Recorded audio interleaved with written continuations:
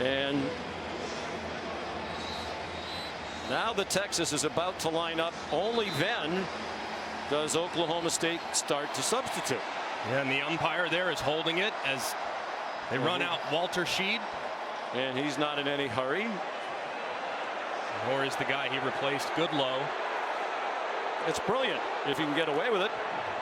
Genius. Well executed and saved him 3 points. Bowman facing a blitz. Took the outlet, and Gordon goes out of bounds after about a 5-yard gain. It was Jahdae Barron, the blitzer.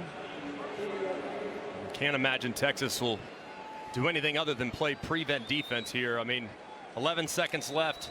Got to get at least 20, 30, 35 yards to have a chance at a field goal. So just got to keep it in front of you for the Longhorns.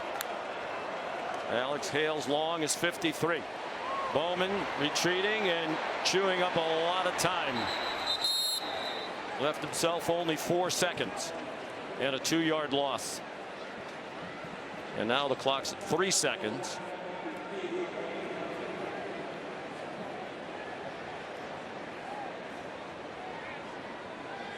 Please put 5 seconds on the game clock. 5 seconds.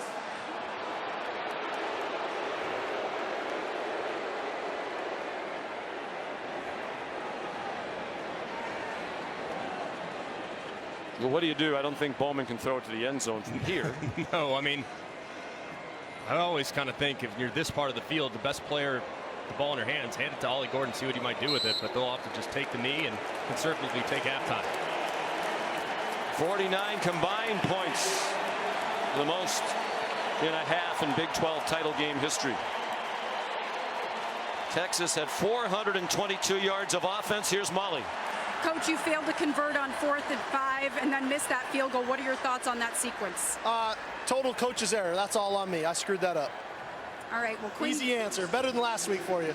Thank you, Coach. And Quinn Ewers with over 350 yards passing. What have you seen from your quarterback in the first half? Well, I think we're giving lead, and they'll receive Logan Ward's opening kickoff to start the second half. And it'll be a touchback. Sean McDonough, Greg McElroy. You know, we talked to Steve Sarkisian during the week about the college football playoff. We said if you got into a situation where you feel like you have to kind of hammer Oklahoma State to make a point, he said, no, I really hope we wouldn't have to do that. What I do hope is that we look like a very talented, deep, well-rounded team at all phases of the game that's worthy of being in the playoff. Still a half to go, but so far they have accomplished that goal. Yeah, I mean, they are excellent. When they're playing their best football, I mean, they're a top 4 team. I mean, they are one of the 4 best teams in America, and we saw in the first half that they are playing at a ridiculously high level today. And outside of the 1 interception from Quinn Ewers, it's been pretty solid. Personal foul, illegal blindside block, number 2 of the return team. That penalty's half the distance to the goal. First down.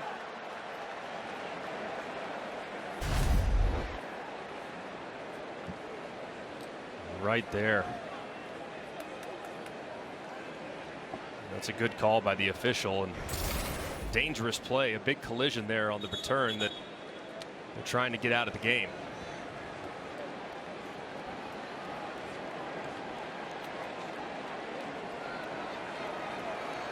The previous play is under further review.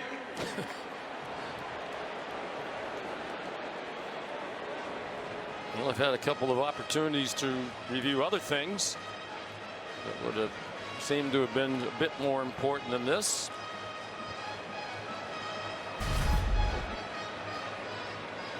Probably looking at whether or not for targeting. This would be a That's targeting. right, they're looking at it. That's understandable. Derek Williams, the penalized player. Potentially significant too, because Williams is their best cover safety. In the event in which he is tossed for targeting, he would be forced to miss the first half of the Longhorns' next game, which could very well be a playoff game. Let's check in with Molly McGrath. Well, Sean, I spoke with Cowboys head coach Mike Gundy at the half. He confirmed that their corner Corey Black will not return in this game with injury. He said that really hurts their pass defense because at one point he was looking out there. There were 4 freshmen back there defending Texas's skill players. He said we need to mix it up coverage-wise to keep Texas's offense guessing. But Oklahoma State leads the country in second half comebacks, guys. Gundy says that does give them confidence. Yes, they do, including last week when they had to beat BYU to get into this conference championship game. They were down by 18 at the half, by 11 in the fourth quarter, and rallied to win in 2 overtimes. This is a much better opponent. After review, there's a foul for targeting against number 2 of the kicking team. Sorry, of the return team. Nope. That half the distance penalty will be enforced. Number 2 is disqualified for the remainder of the game.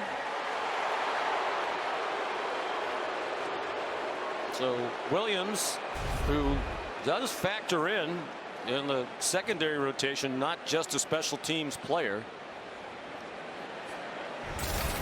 Jeff Robertson victimized by that. And Texas will start at the 12.5. Led by Ewers, who's on the verge of making history in the Big 12 championship game. Handed it off to C.J. Baxter. At the half, Ewers 354 yards. That's only 30 yards away from the most passing yards in a Big 12 title game. Sam Bradford of Oklahoma, 384 against Missouri in 2008. And he was lights out too. I mean, just a couple off target throws and had the bad decision on the interception, but every other throw hit those receivers in stride. 4-man rush after Ewers. Xavier Worthy stopped near the line to gain by Cam Smith. He is short, and it's 3rd down and 1. Texas was 5 out of 8 on 3rd down in the first half. Baxter got enough for a new set of downs before he was driven back by Trey Rucker and Cam Smith. Baxter's a true freshman, highly recruited. Was actually their starting running back in the opener. Beat out Jonathan Brooks for that. First true freshman running back to start a season opener for Texas since Ricky Williams back in 1995. You've probably heard of him. All-time great, a very bright future for Baxter.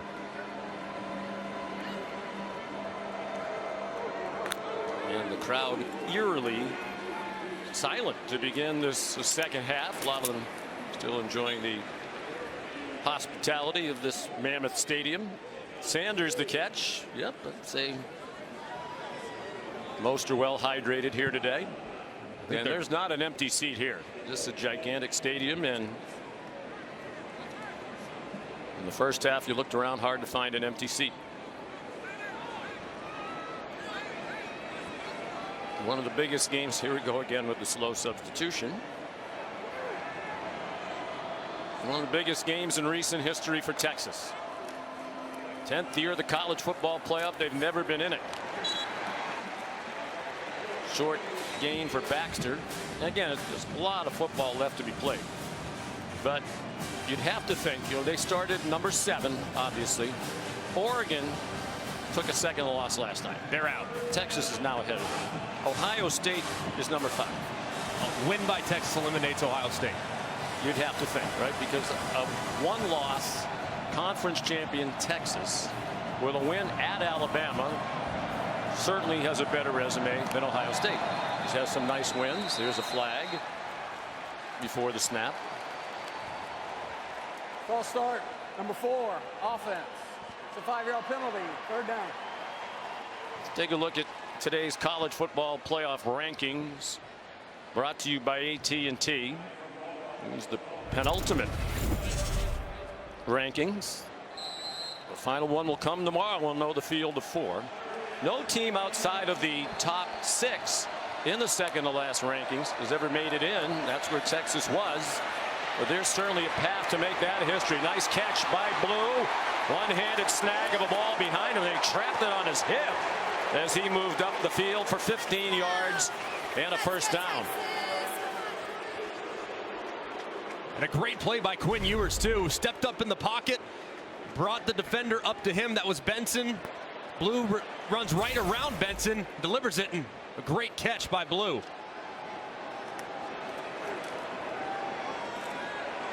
Now Worthy, and a good tackle at the 41 by Cale Smith.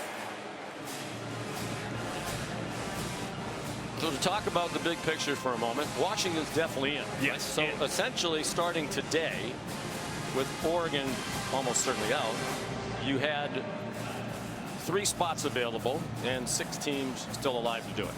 Very much. I think the clearest way to say it for Texas, to guarantee themselves a spot, they need one upset. Alabama to beat Georgia or Louisville to beat Florida State. Jaden Blue, the ball carrier, Anthony Goodlow, made the tackle for Oklahoma State. And it's interesting, a much more conservative, time-consuming approach here adopted by the Horns, with the 21-point lead to start the second half. Running the play clock.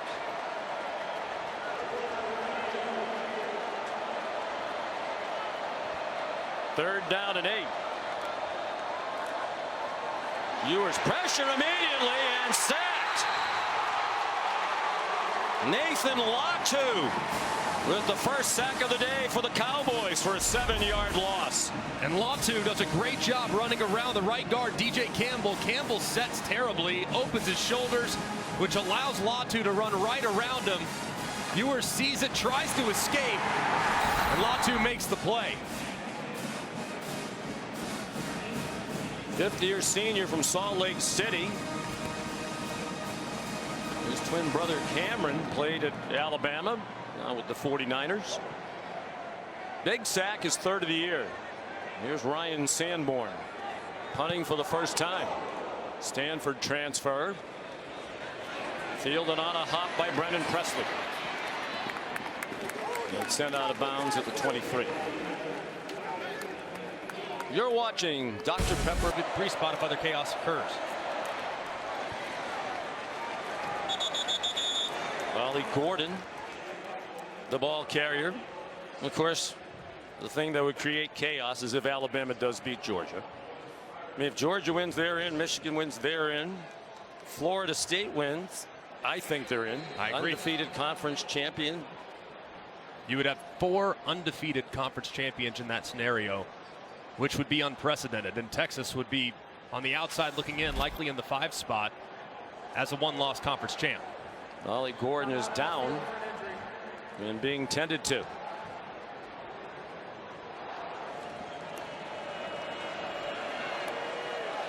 8 100-yard rushing games in the last 9 since he became the featured back.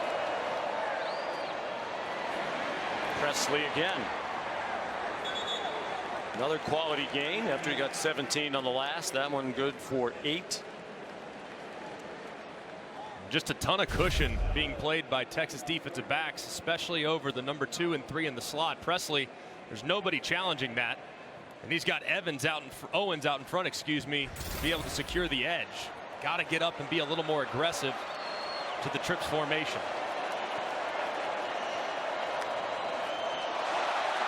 And Bowman on a high snap. Content just to make sure he had possession, but a loss back to the 38-yard line, -7. And this has been a problem all year long for Joe Michalski, the center. That one's high and hot. They've had several that have been off the mark this year. He's their most consistent offensive lineman, but the snap accuracy has been a problem, and now they're behind the sticks. Gordon still watching from the sideline. Yeah, it is a veteran offensive line, and then some. All of them are at least in their 5th year. They go to the pistol, and it's by Lahi when they really need a first down. He had 4 carries all year prior to today. On 3rd down and 8. Wow. Are you surprised by that call? I am. I am, especially knowing where Texas has had trouble this year. I mean, in the secondary, they've given up big plays, and Oklahoma State today has been able to manufacture a few, including a pass interference downfield on 3rd down. So I'm surprised that they would opt to be so conservative against a top 5 run defense. Yeah, when you have a number of playmakers at wide receiver, especially Presley, usually their target on 3rd down. Maybe they thought they would surprise Texas. They did not.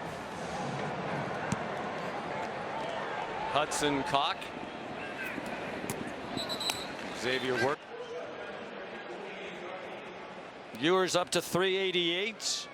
That is his career high. His previous was 369 yards last year against Washington. It's also the Big 12 championship game record. Broke the mark that we showed you a moment ago, set by Sam Bradford. Jaden Blue has the first down. And clearly Texas content to go rope-a-dope right now with the 21-point lead. And no need to be in any hurry whatsoever at this point. Obviously defense has been playing outstanding all game long, keeping Ollie Gordon in check, averaging under 3 yards a carry. So they're just going to methodically continue to move and take only necessary risks at this point. Ollie Gordon went to the Cowboys locker room. He has run back onto the field, seemed to be moving well. Adonai Mitchell dropped for a loss by Cam Smith. Well, this approach has certainly helped the Oklahoma State defense improve. And they were creative in throwing it all over the field, deep and wide, and mixing in the run effectively in the first half. Oklahoma State had no answers.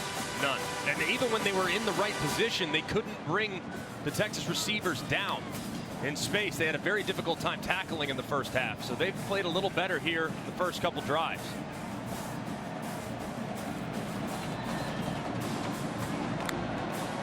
But the clock is running, and whistles stop it.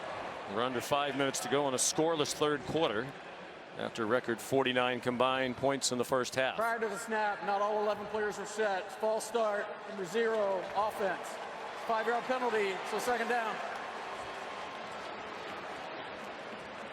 That's got to be a little frustrating for Steve Sarkisian. All year long they've preached 60 minutes, 60 minutes. They've been great in the first half of games. But the second half they've lost their edge. And so far here in the first couple drives of the second half, just not playing with a lot of urgency. And it's allowing Oklahoma State to play much better on defense. And this has been the goal since way before the season started. Win the Big 12 championship in the last year in the conference. Beautiful throw by Ewers. A nice hands catch by Mitchell. And a first down with a 20-yard completion. And a great route by Adonai Mitchell, and well timed by Ewers. Started his eyes to the right, works back to the left. He's out the gate. Jaden Blue stopped at the line of scrimmage. We mentioned Mitchell knack for the big catch. First touchdown of the game here today.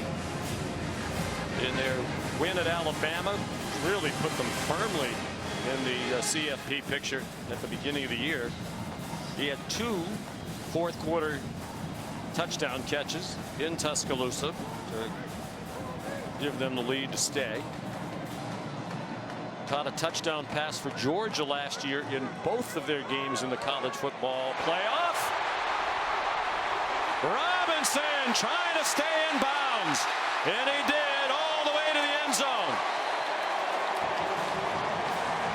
57 yards for Keelan Robinson.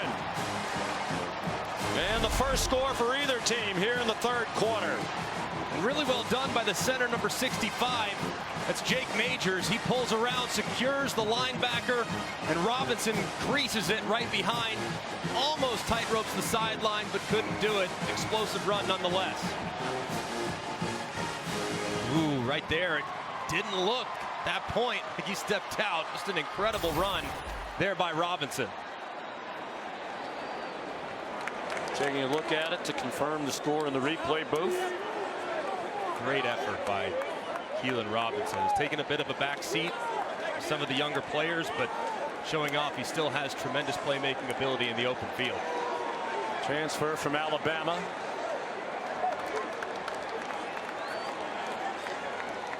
For a lot of this year, basically their 4th running back, now 3rd without Jonathan Brooks. He is involved in the return game.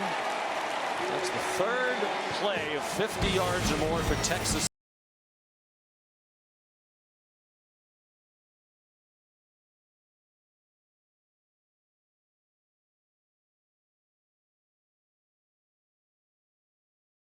Big 12 conference game wins.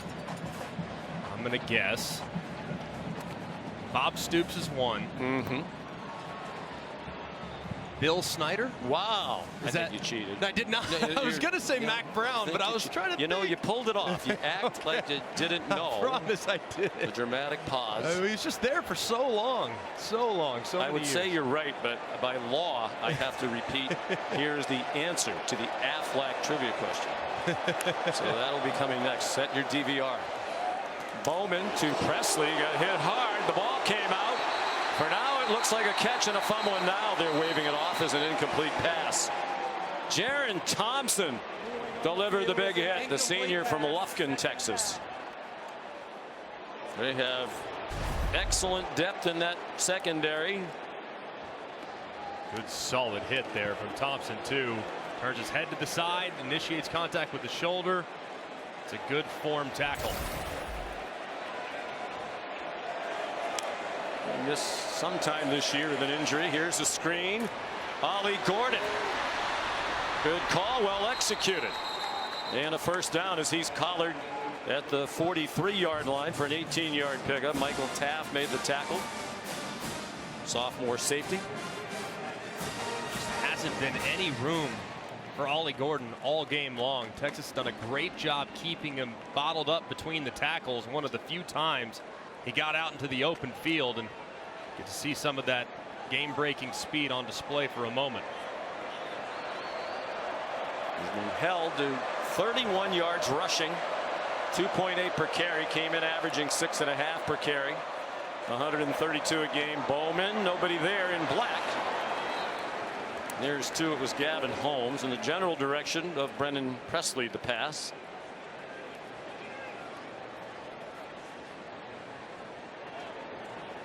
Do you think it's time to answer the Aflac trivia question? I think that'd be wonderful. I don't want you to go to jail because you didn't say the answer. I think I've sufficiently mentioned Aflac.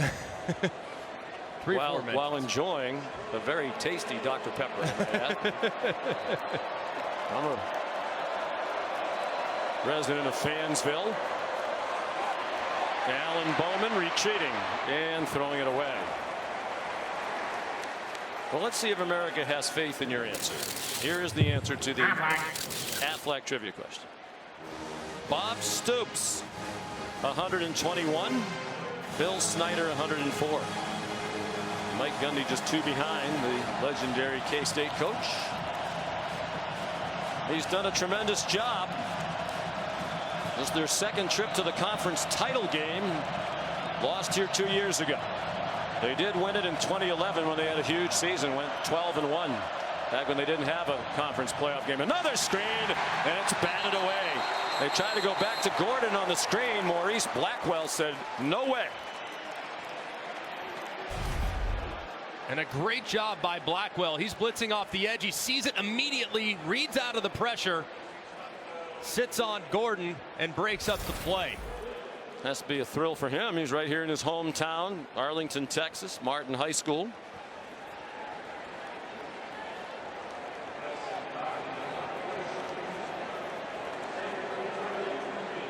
Fifth punt, all of them by Cock, who ordinarily divides the duties with Wes Paul, who's a right-footed kicker.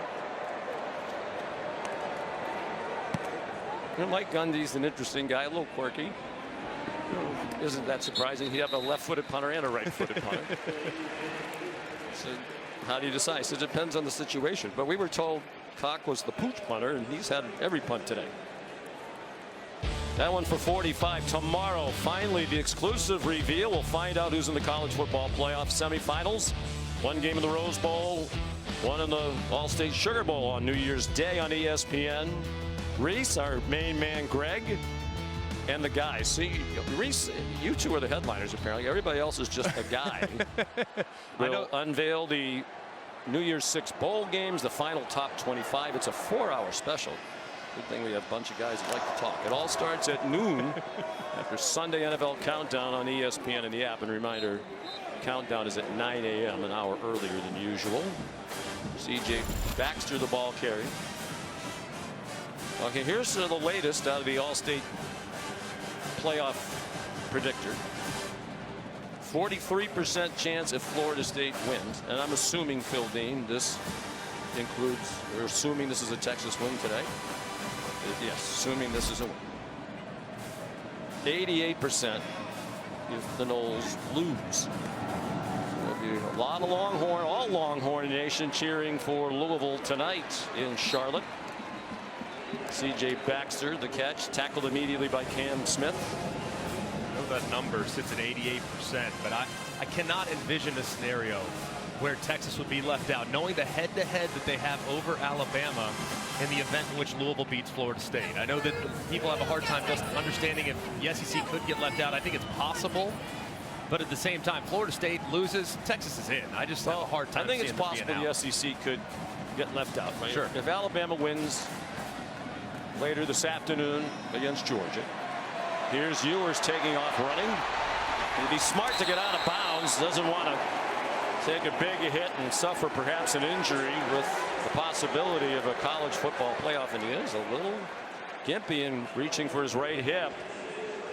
He just came back from missing 2 games with a shoulder injury.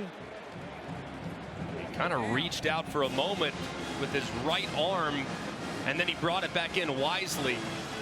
And I know he's a great competitor, but you got to make sure you protect yourself in this situation, don't you? Yeah, and he's going to take a minute too. I mean, oh boy. And there was some question today as to who would be the backup. Malik Murphy was injured last week against Texas Tech while standing on the sideline, and somebody ran into him on a kick play. And he suffered a shoulder injury. It wasn't serious. He was back practicing during the week. But because of that injury, Arch Manning, you've probably heard of him and his family. He saw his first action as a Texas Longhorn at the end of their 50-point win against Texas Tech last week. He went 2 for 5 in his debut, ran 3 times for 7 yards. He showcased some wheels, man. I mean, usually when the game gets that sideways, the tape at the end is not usually that valuable to your preparation, but I couldn't get enough of watching Arch at the end, showing some wheels and having some well-placed footballs that probably should have been reeled in by Texas.